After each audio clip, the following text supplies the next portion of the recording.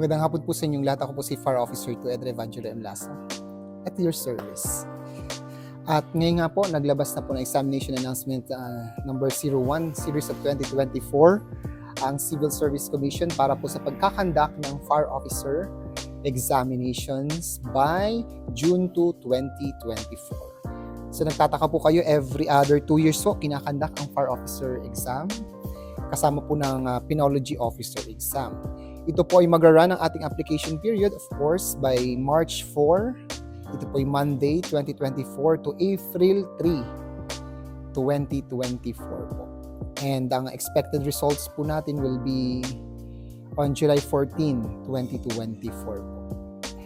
So, naging masaya lang ako, to be honest with you, kasi po mas marami po yung naging testing center para po sa Region 4, yung ating po sa Calabarzon and Mimaropa region.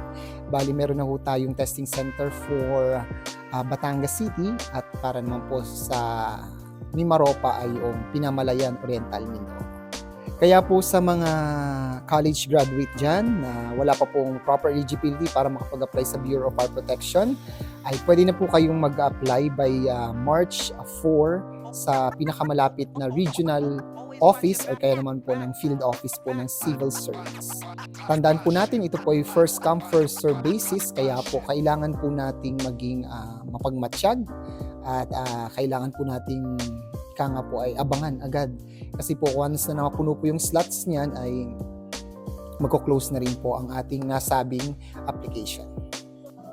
At sana po ay pumasa tayo at ako po ay again magkakandak po ako ng online review dito sa TikTok para mas ma-enhance po ang inyong knowledge sa ating fire officer exam at nang magkameron ho tayo ng sapat na kaalaman at nang maipasa ho natin ang nasabing exam.